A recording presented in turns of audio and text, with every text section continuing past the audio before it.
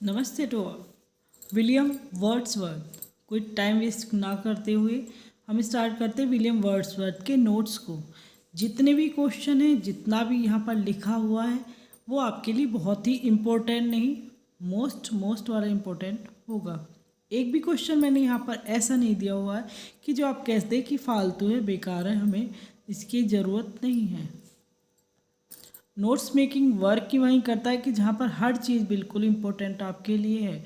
वो बेसिक सी चीज़ है कि आपको अगर पता है कि बर्थ याद है, आपको बिल्कुल ज़रूरत ही नहीं है इसको पढ़ने की, तो आप इसको तब स्किप कर सकते हैं। अदरवाइज क्वेश्चन इम्पोर्टेंट है। विलियम वर्ड्सवर्थ का जन्म भी कई बार पूछा गया है, मृत्यु भी कई बार पूछी जाती है इनकी। ना ये कम इम्पोर्टेंट है, ना ये कम इम्पोर्टेंट है।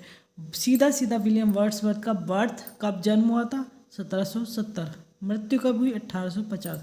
सिंपल सा क्वेश्चन पूछा जाता है और कई बार ये पूछे जा चुके हैं। एक भी क्वेश्चन, एक भी टॉपिक, एक भी वर्ड यहाँ पर आपको यूजलेस नहीं लगेगा। फिर भी अगर कहीं से आपको इसकी कोई प्रॉब्लम लगती है, किसी क्वेश्चन में समझना है, प्रॉब्लम लग रही है, कुछ मुझसे मिस्टेक हो रही है, तो आप जो है कमेंट करके बोलिएगा, पूछिएगा, डिस्कस करेंगे फिर उस पर। इनके फादर का नाम इम्पोर्टेंट, लेकिन लेस इम्पोर्टेंट, पर हाँ इम्पोर्टेंट है, क्योंकि जॉन वर्ड्सवर्थ एक सिंपल सा नाम समझकर इसको क्या करते हैं, पढ़ते नहीं हैं कि सीधा सा है कि नहीं पूछा जाएगा, नहीं, ये तो हम आसानी से पता लगाने की, वर्ड्सवर्थ इसके आगे लग रहा है तो हमारे लिए पहचानना आसान होगा, तो इसकी हमें ज़रूरत नहीं है। यही पर गलती करते हैं और इस गलती का फ़ायदा जो है एग्ज़ामिनर उठाता है। वो एग्ज़ामिनर इस चीज़ का सबको जो एग्ज़ाम सेट करते हैं, वो ऐसे ही कहीं से उठकर नहीं आपका पेपर सेट करते हैं। वो वीकनेस भी हर किसी की जानते हैं और प्लस पॉइंट माइनस पॉइंट समझते हैं कि कहाँ स्टूडेंट गलती करेगा। तो फादर का नाम इम्पोर्टेंट, सब कुछ इम्पोर्टेंट है, तो पढ़ते चलते हैं। मदर का नाम एने वर्ड्सवर्थ। ज़्यादातर पूछा जाता है, नहीं सिंपल सा पूछ लेंगे, नहीं पूछा जाएंगे तो मैचिंग में पूछ लिया जाता है कि जॉन विलियम शेक्सपियर की मदर का नाम ये, विलियम वर्ड्सवर्थ की मदर का नाम ये, मैच करो अब इसको आपस में, तो मैचिंग में भी पूछा जाता है। Wife very important, Mary Hutchinson. Sister Dorothy Wordsworth important है। बहन का नाम ना पूछकर, लेकिन डोरोथी वर्ड्सवर्थ के साथ मिलकर विलियम वर्ड्सवर्थ ने काफ़ी कुछ वर्क लिखे हैं, तो डोरोथी का नाम वहाँ पर आता है। आपके लिए जानना जरूरी है कि डोरोथी है कौन? विलियम वर्ड्सवर्थ की बहन। Friend saint Samuel Taylor Coleridge जो है इनके दोस्त हैं। इन्हें पोइट लॉरेट कब बनाया गया? 1843। 10 बार अगर आपका एग्ज़ाम हुआ है, अगर मैं कहूँ किसी का टीजीटी पीजीटी या किसी का भी हो सकता है, लिटरेचर का एग्ज़ाम है, 10 में से कम 7 बार ये पूछा जा चुका है, तो इम्पोर्टेंट। मेजर वर्क्स कौन से? द प्रोलोड इन्होंने लिखा 1850 में, वही जो माइकल इनकी पोएम वो 1800 में पब्लिश हुई। द डैफोडिल्स की 1815 है ईयर। पील कासल का अभी तक मुझे लगा नहीं कि पूछा जाता है, बहुत रेयर भी चांस नहीं बना। डिस्क्रिप्टिव स्केचेस हाँ पूछा जाता है, इसका इम्पोर्टेंट है थोड़ा सा, पर मैंने यहाँ लिखा नहीं है क्योंकि हम इसको आगे डिस्कस शायद आएगा कहीं। टू स्काईलार्क वैसे इनकी फर्स्ट जो सेलेक्टेड पोएम मानी जाती है। द सॉलिटरी रिपर इमोर्टलिटी और 1807। टिंटन एबे 1798। Preface through lyrical ballads. ये क्वेश्चन यहाँ से थोड़ा हो जाता है क्योंकि लिरिकल बैलेट्स और प्रीफेस टू लिरिकल बैलेट्स अलग अलग हैं, लेकिन स्टूडेंट क्या करते हैं कि आप लोग क्या करते हो कि इसको एक ही समझ लेते हो, या कि कन्फ्यूजन यहाँ पर हो जाता है। तो लिरिकल बैलेट्स, अगर सिर्फ लिरिकल बैलेट्स लिखा है तो वो 1798 में इसका होगा पब्लिश का।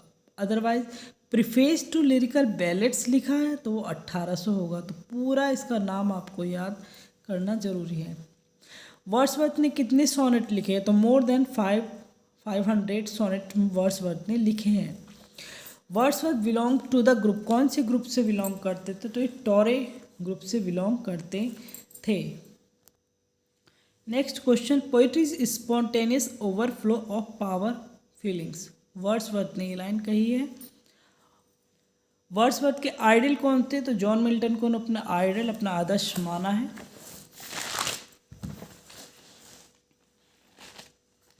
दाउ soul was like a star dwelt apart. तो वर्ड्सवर्थ ने जॉन मिल्टन के लिए लिखा है, अपना आइडल इनको मानते थे। The sea the bares her bosom to the moon. तो ये लाइन कहाँ की है, कहीं किसने, विलियम वर्ड्सवर्थ ने। कहा कौन सी पोएम में, तो the world is too much with us में इन्होंने ये लाइनें लिखी हैं। हु कॉल्स वर्ड्सवर्थ, वर्ड्सवर्थ को किसने कहा था, one of the Giants of English poetry. तो जॉन क्रो रैनसम ने ये जो लाइन है वर्ड्सवर्थ के लिए कही थी। We are laid asleep in body and become a living soul. ये लाइन कहाँ की है, टिंटन एबे की। और टिंटन एबे कब पब्लिश हुआ, किसने लिखा। Who calls Wordsworth the historian of Wordsworthshire, किसने वर्ड्सवर्थ को कहा है द हिस्टोरियन ऑफ वर्ड्सवर्थशायर। तो लॉयल की ये लाइन है। देखिए ज़्यादा मैं नोट्स की वजह से इसे एक्सप्लेन नहीं करी, और वैसे सही एक्चुअल में अगर आप वीडियो मेरी स्टार्टिंग से कोई देख रहा है तो ये चीज़ें हमने बहुत अच्छे से डिस्कस कर ली हैं।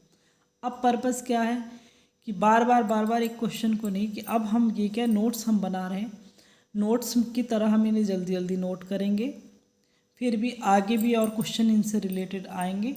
वहाँ जहाँ लगेगा कि हाँ इस चीज़ को ज़रूरी है समझाना, डिस्कस करना, तो वो हम डिस्कस आपस में करेंगे। Wordsworth was hardly a man but a wandering spirit. ये लाइन किसने कही है वर्ड्सवर्थ के लिए, तो पीवी शैली ने ये लाइन कही है इनके लिए, विलियम वर्ड्सवर्थ के लिए। Wordsworth utters nothing waste, Wordsworth utters nothing waste, ये लाइन किसने कही है वर्ड्सवर्थ के लिए, तो लॉर्ड टेनिसन की लाइन है। ये लाइनें ही बहुत कंफ्यूज करती हैं, और ये लाइनें ही वर्ड्सवर्थ की ज़्यादातर आती हैं। विलियम वर्ड्सवर्थ की ये लाइनें इस तरह की जो किसने क्या कहा, क्योंकि वर्ड्सवर्थ के लिए बहुत सारे जो ऑथर से कहा है उन्होंने, फिर वहाँ कन्फ्यूजन होता है कि किसने क्या कह दिया। वर्ड्सवर्थ की बहुत ज़्यादा लाइनें कोटेशंस ही आती हैं। Who is absolutely without humour, ये किसने कहा है, लॉन्ग ने कहा है वर्ड्सवर्थ के लिए। तो अदर लाइन आ गई, लॉन्ग ने कही है। अब आपको ये याद रखना होगा, नोट्स अपने इस तरह से इसी तरह से सेट करनी होगी कि किसने कहा है, ये लाइन किसने कही, ये लाइन किसने कही, ये लाइन किसने कही, ये याद रखना बहुत ज़रूरी है। A poet is a man speaking to man, ये किसने कहा, ये वर्ड्सवर्थ ने ही कहा है, ये वर्ड्सवर्थ की लाइन है। टिंटर एबे क्या है, एक ड्रामेटिक लिरिक है। नहीं ये गलत, सॉरी मैंने ही गलत लिख दिया, ड्रामेटिक लिरिक तो ये है ही नहीं, ये मोनोलॉग है। टिंटन एबे एक ड्रामेटिक मोनोलॉग है, मोनोलॉग, लिरिक नहीं। आएगा आपके ऑप्शन में लिरिक भी, लेकिन एक्चुअल में क्या है, टिंटन एबे एक ड्रामेटिक मोनोलॉग है। और ऑप्शन में आपके लिरिक भी मिलेगा, बैलेट भी मिलेगा। The world is too much with us कब पब्लिश हुई, 1807 में, और ये एक पेट्रार्चन सोनेट है। तो यहाँ पर हमारा आ गया the world is too much with us के बारे में। ए पेगन, पेगन क्या होता है, an ancient pre Christian Greek who believes in several gods and goddess. मतलब पेगन किसको बोला जाता था, ये क्वेश्चन ऐसे नहीं कि आप इसको सोचे यूजलेस है, नहीं, इंपॉर्टेंट क्वेश्चन है, ऐसे ही सिंपल आएगा। ऐसा नहीं कि इस क्वेश्चन को कुछ अलग तरीके से दिया जाता है, ज़्यादातर ये क्वेश्चन ऐसे ही आता है, पेगन इज़, तो बहुत से तो कन्फ्यूजन है कि ये वर्ड है क्या। तो ये जो पेगन किसको बोला जाता है, जो प्री क्रिश्चियन ग्रीक थे, जो कई सारे देवी देवताओं में बिलीव करते थे, उन्हें ये वर्ड पेगन कहा जाता था। Every great poet is a teacher, पहचानना आसान होगा क्योंकि वर्ड्सवर्थ नहीं नेचर पोइट है, उन्होंने इस तरह के लिए टीचर वगैरह, टीचर, मदर, ये लाइनें वर्ड्सवर्थ से रिलेटेड हैं। Our birth is a but a sleep and a forgetting, immortality ode की लाइन है और विलियम वर्ड्सवर्थ ने लिखी है। और ये वाली जो कोटेशन है मैं गिन नहीं सकती है कितनी बार आ गई, और ये आपके टीजीटी पीजीटी से ही नहीं, नेट हो या कोई भी इंग्लिश का एग्ज़ाम हो, वहाँ पर भी ये कई बार आ चुकी है। रिजोल्यूशन एंड इंडिपेंडेंस 1802 की है। वाज ओरिजिनली कॉल्ड, इसे ओरिजिनली क्या कहा जाता है, लीच गैदरर्स को कहा जाता है। जो रिजोल्यूशन एंड इंडिपेंडेंस 1802 में पब्लिश हुई थी, इसे ओरिजिनल में इसका नाम क्या था, leech gatherer. Laodamia is a narrative poem, जो इनकी विलियम वर्ड्सवर्थ की पोएम है लोडामिया, ये एक नैरेटिव पोएम है। सीधा सा क्वेश्चन ऐसे ही आता है। Not without hope we suffer and we mourn, Peele Castle की लाइन है। Thou soul was a like star very important and dwelt apart, William Wordsworth ने लिखा है जॉन मिल्टन के लिए।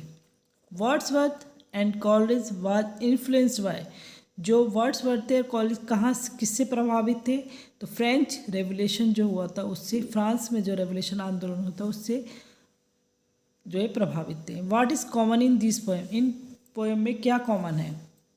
विलियम वर्ड्सवर्थ की जो पोएम है द रिक्लूज, पीवी शैली की पोएम है द ट्रिम्प ऑफ लाइफ, और बायरन्स की जो पोएम है डॉन डॉन जूड, जॉन किट्स की पोएम हाइपरिन। तो इन सारी पोएम में क्या कॉमन है, क्या कॉमन कि अनफिनिश्ड पोएम है इनकी, यानी कि ये कंप्लीट नहीं हुई थी। They all are unfinished poem. ये क्वेश्चन ऐसे ही आपके सामने लिखा होगा अगर आएगा तो, अदरवाइज चारों की आपको याद भी होनी चाहिए, स्पेशली वायरेंस को छोड़ के सिर्फ तीनों के आपको पता होनी बहुत ही ज़रूरी है कि ये क्वेश्चन पूछा जरूर जाता है इनके बारे में कि क्या चीज़ है, ये किस तरह की पोएम है। तो ये अनफिनिश्ड पोएम है। शैली की द ट्रिम्प ऑफ लाइफ कैसी पोएम है, एक अनफिनिश्ड पोएम है, उसमें होगा मेनली। द प्रूलूड इज़ इन, प्रूलूड जो है उसमें 14 लाइन है, प्रूलूड में 14 बुक्स हैं। I wandered lonely as a cloud, William Wordsworth की लाइन है। देखिए ये क्वेश्चन जितने हैं ये समझने और समझने में इतने मुश्किल नहीं है कि इन पे टाइम वेस्ट एक्चुअल में किया जाए। सीधे सीधे क्वेश्चन है, सीधे सीधे ऐसे ही आते हैं आपके सामने। तो इस वीडियो को इतने सारे जो इम्पोर्टेंट, ये इतना बड़ा इम्पोर्टेंट नोट्स है क्योंकि आपने भी इस चीज़ को नोट किया होगा कि एक भी क्वेश्चन आपके लिए यूजलेस नहीं है। अब वो मेरे ऊपर बात है कि मैं इस वीडियो को 15-20 मिनट का बनाऊँ या 1-2 घंटे का बना दूँ। 1-2 घंटे का बनाना तो टाइम अब वेस्ट ही लगेगा समझाने के लिए। अगर कहीं ऐसी समझाने वाली बात होगी तो मैं खुद आपको उसको एक्सप्लेन कर दूंगी, अदरवाइज ये सीधे से क्वेश्चन है। इसी तरह से सेम आप कीजिए 10,000 सा एट ए ग्लांस, इसका यही पूछा जाता है कि कौन सी पोएम की है, तो डैफोडिल्स पोएम की ये लाइनें हैं। और विलियम वर्ड्सवर्थ हमारा चल ही रहा, इससे ज़्यादा इसके बारे में कुछ नहीं पूछा जाता कि आपके, हाँ फिगर ऑफ स्पीच में दे दिया जाता है इसको। फिगर ऑफ स्पीच में ये लाइन आती है कि 10,000 सा एट ए ग्लांस, तो हाइपरबोली यहाँ पर यूज़ किया गया, बढ़ा चढ़ाकर अतिशयोक्ति अलंकार यहाँ पर यूज़ किया। ये चीज़ मैं आपको बताऊंगी भी कि हाँ ये लाइन इस तरह से। तो सीधे सीधे क्वेश्चन हमारे यही आते हैं। पर अगर मैं इसी वीडियो को 1-1.5 घंटे का कर दूँ सपोज, तो शायद आपको ये यूज़फुल लग सकते कि 1-1.5 घंटे का मैं इसको लग सकती, लेकिन 1-1.5 घंटे का यूज़ जो पढ़ने वाला है उसके लिए इस चीज़ को लंबा खींचना, मैं अब भी बोल रही हूँ, मुझे अब भी सही बताऊँ तो बकवास लग रहा है कि क्यों बोल रही हूँ मैं, क्यों टाइम वेस्ट कर रही हूँ।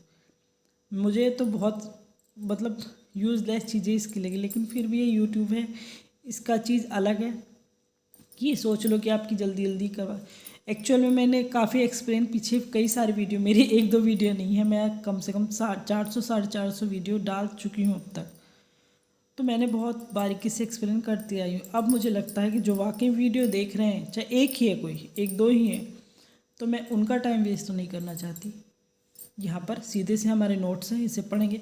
आगे भी ये क्वेश्चन आएंगे, जब मैं आगे नोट्स लाऊंगी, प्रैक्टिस सेट लेकर आऊँगी, जैसे पढ़ाऊँगी आपको, तो वहाँ पर ये फिर क्वेश्चन दोबारा से यही आने, ऐसा कोई नया क्वेश्चन इनके अलावा नहीं आएगा। 2-4 क्वेश्चन आ गए तो आ गए, नया क्वेश्चन आपके सामने नहीं आएगा। तो ये तो फिर हमारे सामने आएगा, हम वहाँ पर एक्सप्लेन कर लेंगे। अगर आपको लगता है यहाँ पर कि ये वाला एक्सप्लेन कर दो तो हम वहाँ पर एक्सप्लेन कर लेंगे। आने यही क्वेश्चन है, चाहे मैं इस वीडियो को विलियम वर्ड्सवर्थ को 10 बार पढ़ाऊँ या 100 बार पढ़ाऊँ, यही क्वेश्चन फिर से वहाँ पर भी आने हैं। कुछ नया नहीं आता, कुछ ऐसा नहीं आता, कुछ ही क्वेश्चन होते हैं। पर यहाँ तो ये नोट्स वाले ही इम्पोर्टेंट क्वेश्चन हैं, इनके बिना विलियम वर्ड्सवर्थ जो है अधूरे हैं। और मैंने बहुत लंबा चौड़ा ज्ञान दे दिया, जिसकी आवश्यकता थी या नहीं थी ये आप बता सकते हैं। चलिएगा आगे पढ़ते हैं। The name of the cottage of Michael, जो माइकल पोएम है उसमें उसकी कॉटेज का क्या नाम था? द इवनिंग स्टार, उसकी कॉटेज जो थी, कुटिया या हट झोपड़ी जो थी, उसका नाम क्या था? The evening star. The first line of prelude, जो प्रोलोड है उसकी फर्स्ट लाइन क्या है कि वो बिगिन कौन सी लाइन से होती है? तो oh there is blessing in this gentle breeze, ये लाइन है प्रोलोड की पहली लाइन, सबसे पहली लाइन इस प्रोलोड की ये है। ब्राउनिंग कॉल्स वर्ड्सवर्थ, ब्राउनिंग ने क्या कहा वर्ड्सवर्थ को? एक लॉस्ट लीडर, या लॉस्ट लीडर वर्ड्सवर्थ को किसने कहा है? तो रॉबर्ट ब्राउनिंग। ब्राउनिंग आप जानते हैं, जो रॉबर्ट ब्राउनिंग है, कंप्लीट नाम रॉबर्ट ब्राउनिंग है इनका। तो रॉबर्ट ब्राउनिंग ने विलियम वर्ड्सवर्थ को लॉस्ट लीडर कहा है। अब ये क्वेश्चन अगर आप ये लाइन जानते हैं तो इस क्वेश्चन को चाहे पहले लिख दो, उलट पुलट कैसे भी लिख दो, आपको समझ में आ जाएगा कि लॉस्ट लीडर किसने कहा। मैं कह दूं, ये नहीं पूछ रही मैं आपसे, लॉस्ट लीडर किसने कहा विलियम वर्ड्सवर्थ को, तो रॉबर्ट ब्राउनिंग ने कहा। या लॉस्ट लीडर किसको कहा जाता है, तो विलियम वर्ड्सवर्थ को कहा जाता है। किसके द्वारा कहा जाता है, रॉबर्ट ब्राउनिंग के द्वारा। बात एक ही होगी, चाहे कान इधर से पकड़ो चाहे कान इधर से पकड़ो, बात एक ही होनी है। सिर्फ हमारा नोट्स है, नोट्स के अकॉर्डिंग हमें ये लाइन याद रखनी है। अब शैली सेज वर्ड्सवर्थ, शैली ने क्या कहा है, मॉरल यूनिक इनको कहा है पीवी शैली ने मॉरल यूनिक कहा है। लॉस्ट लीडर किसने कहा है, ब्राउनिंग ने। और मॉरल यूनिक किसने कहा है, पीवी शैली ने। वर्ड्सवर्थ मीट कॉलेज, जो सेंट कॉलेज थे, विलियम वर्ड्स कब उनसे मिले, तो 1797। ये दोस्त हैं इनके। वर्ड्सवर्थ के आइडल कौन, जॉन मिल्टन, पीछे ही आ ही गया है। Who called the immortality ode the high water mark of poetry, जो इमोर्टलिटी ऑड है विलियम वर्ड्सवर्थ की, उसे the high water mark of poetry किसने कहा है, तो एमरसन ने कहा है। ये भी एक ऑथर थे और इससे ज़्यादा इनके लिए जानने की जरूरत नहीं है क्योंकि यही लाइन इनकी आती है। वर्ड्सवर्थ अटर्स नथिंग वेस्ट, ये लाइन किसने कही है, टेनिसन ने। ये पीछे आया है शायद। The naked and native dignity of man, ये लाइन किसने कही, तो विलियम वर्ड्सवर्थ। मैंने विलियम वर्ड्सवर्थ ने ये लाइन कही है। Where did the poet see the daffodils, जो डैफोडिल्स पोएम है, तो पोइट ने डैफोडिल्स कहाँ देखा था, तो along the margin of a bay, एक बे के किनारे पर। The excursion dated 1814 marks the beginning of the decline of Wordsworth poetic genius. Wordsworth की पोइटिक जीनियस जो डेक्लाइन मतलब कब, जैसे कहते हैं नहीं गिर गई, मतलब नेम और फेम कम घटने लगा था, कब उनकी पोइटिक जीनियस जो नीचे गिरने लगी थी, घटाव आने लगा था, कब, तो द एक्सकर्जन जो पोएम है 1814 से, उसको माना जाता है कि जब से, मतलब यहाँ से उन्होंने अच्छी पोएमें लिखना जो है एक तो से ख़त्म कर दिया था। हाई प्रिस्ट ऑफ नेचर किसने कहा है, विलियम वर्ड्सवर्थ को। डी क्वेंसी ने कहा है। डी क्वेंसी ने हाई प्रिस्ट ऑफ नेचर कहा है। और किसको कहा है, विलियम वर्ड्सवर्थ को। द प्रिलोड वास्ट वर्क कार्ड, तो प्रिलूड का जो वास्ट वर्क है उसको क्या कहा जाता है, द रिक्लोज कहा जाता है। वर्ड्सवर्थ लिव्ड अमंग द, तो कम्बरलैंड डेल्समैन के उसमें अमंग में रहे William Wordsworth. Who said Milton thou should be living at time, तो मिल्टन को आइडल कौन मानते थे, विलियम वर्ड्सवर्थ। तो जो ये लाइन है ये विलियम वर्ड्सवर्थ ने मिल्टन के लिए कही है। For a handful of silver he left us, for a handful of silver he left अस, ये लाइन किसने कही है, तो ब्राउनिंग ने, रॉबर्ट ब्राउनिंग ने वर्ड्सवर्थ के लिए ये कही है। और हैंडफुल का प्लूरल बताना क्या होगा, इसका प्लूरल पूछा जाता है, प्लूरल बताना क्या होगा, कमेंट कीजिएगा अगर टाइम हो आपके पास या वीडियो को देख रहे हो तो। In the 3 years she grow the little girl will be sportive as the fawn, ये क्वेश्चन सीधा आपके सामने ऐसे ही लिखाएगा। तो the 3 years she grow the little girl will be sportive as the fawn, ऐसे ही ये क्वेश्चन आएगा। द सॉलिटरी रिवर क्या है, एक बैलेड है। Wordsworth before his death resided at, कहाँ रहते, तो रेडियल माउंट में रहते अपनी मृत्यु से पहले। टिंटेड एबे एक ड्रामेटिक मोनोलॉग, मुझे लग रहा है बुक वगैरह में कुछ गड़बड़ होती, यहाँ भी मैंने लिरिक कर दिया था। लिरिकल बैलेड्स में 23 पोएम है। अब लिरिकल बैलेड्स में पोएम कितनी है, 23 पोएम। एक तो सीधा सा क्वेश्चन ये आता है, दूसरा थोड़ा टफ करना हो तो 23 में से कितनी किसने लिखी है। तो ये जो 23 पोएम है लिरिकल बैलेड्स में, इसमें 4 जो है वो सेंट कॉलरिज ने लिखी और जिसमें कि 19 जो है विलियम वर्ड्सवर्थ ने लिखी है। 23 में से 4 कॉलरिज ने लिखी है और 19 जो लिखी है विलियम वर्ड्सवर्थ ने लिखी है। अकेले लिरिकल बैलेड्स दोनों का जो है, दोनों ने साथ में लिखी है, एक सिंगल ऑथर की पोएम ये नहीं है, बैलेड नहीं है। Robert Southey was succeeded poet laureate of England, Wordsworth को सक्सीड किया। रॉबर्ट साउथे की मृत्यु के बाद विलियम वर्ड्सवर्थ को जो है पोइट लॉरेट बनाया गया। To me the meanest flower the blows can give, ये वर्ड्सवर्थ की लाइन है। Great decade of Wordsworth work, जो दशक माना जाता है विलियम वर्ड्सवर्थ का सबसे अच्छा, जब उन्होंने सबसे अच्छे पोएम या वर्क लिखा है तो 1797 से टू 1807 से। ये सन वगैरह में मेरा मैथ जो है ना बहुत बुरा है, अच्छा भी कहते हैं ना, बुरा भी नहीं, बहुत बुरा वाला है, तो मैं इन चीज़ों में भी बहुत कंफ्यूज हो जाती हूँ। तो अगर आपको लगेगा पर आपके सामने लिख रहा है तो इसे लिखे हुए पे ध्यान देना। मेरा तो बहुत बुरी हालत है मैथ में, और जब मैंने कोई एग्ज़ाम दिया है पर तो सबसे ज़्यादा नंबर मैथ में ही लेकर आई हूँ मैं। ये भी है एक चीज़। Little we see in nature that is ours, the world is too much with us की लाइन है। ये एक सोनेट है। द बॉर्डरर्स एक वर्स ट्रेजिडी, द बॉर्डरर्स जो है विलियम वर्ड्सवर्थ की, ये क्या है, एक वर्स ट्रेजिडी, इस पर ट्रेजिडी दिखाई गई है। Poetry sheds no tears, William Wordsworth की लाइन है ये। One impulse from a vernal wood, तो द टेबल टर्नेट जो इनकी पोएम है उसकी ये लाइन है। टेबल टर्नेट हर कोई जानता भी नहीं है, विलियम वर्ड्सवर्थ की है। रूथ, सीधा सा पूछा जाता है रूथ का किसका वर्क है, किसकी पोएम, तो विलियम वर्ड्सवर्थ। ये डब्ल्यू मैंने लिख दिया आलस में अपने कि मैं आलसी ज़्यादा हूँ, शायद आलसी भी नहीं हूँ, मेहनती बहुत हूँ। विलियम वर्ड्सवर्थ तो शॉर्ट में लिख दिया था। Who is absolutely without humour by Long, Long ने किसको कहा है कि एब्सोल्युटली विदाउट ह्यूमर, तो विलियम वर्ड्सवर्थ को कहा है। किसने कहा है, लॉन्ग ने। क्वेश्चन कैसे ही पूछा जाए आपको एब्सोल्युटली विदाउट ह्यूमर, किसने कहा, लॉन्ग ने। और किसको कहा, विलियम वर्ड्सवर्थ को। या विलियम वर्ड्सवर्थ को एब्सोल्युटली विदाउट ह्यूमर किसने कहा है, तो लॉन्ग ने। डिस्क्रिप्टिव स्केचेस यहाँ पर आ गया, मैं स्टार्टिंग में पढ़ा रही थी। Sketches and an evening published कब हुई थी, 1793। गलतियाँ हो जाती है यूथ के, जब मैं यूथ में से सेलेक्ट कर रही थी क्वेश्चन, तो यूथ में 1788 था, इसीलिए मैंने पीछे छोड़ भी दिया था कि मुझे वहाँ डाउट लगा था कि 88 कैसे, क्योंकि मुझे तो 1793 लर्न है, याद है। फिर भी ऐसे यूथ पे जैसे भरोसा कर लेते कि यूथ वाला भी पब्लिकेशन का अच्छा माना जाता है।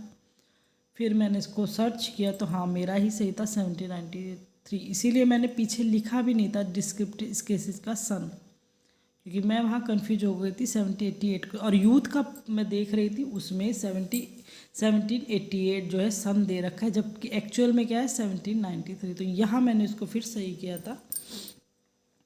Rare about the solitary reaper के बारे में, रेयर क्या है कि it is no words experience, अपना एक्सपीरियंस नहीं है, ये अपने एक्सपीरियंस पे नहीं लिखी हुई है।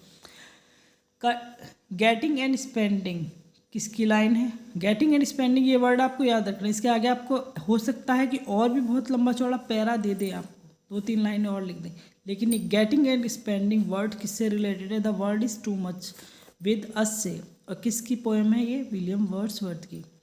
इन माइकल शेफर्ड सन, जो माइकल पोएम है, शेफर्ड सन का नेम क्या था, तो ल्यूक था। फ्रेंच रेवोल्यूशन कब बिगिन हुआ था, 1789। और कौन रिलेटेड है, विलियम वर्ड्सवर्थ और सेंट कॉलरिज जो रिलेटेड है, फ्रेंच रिवोल्यूशन से रिलेटेड संबंधित हैं।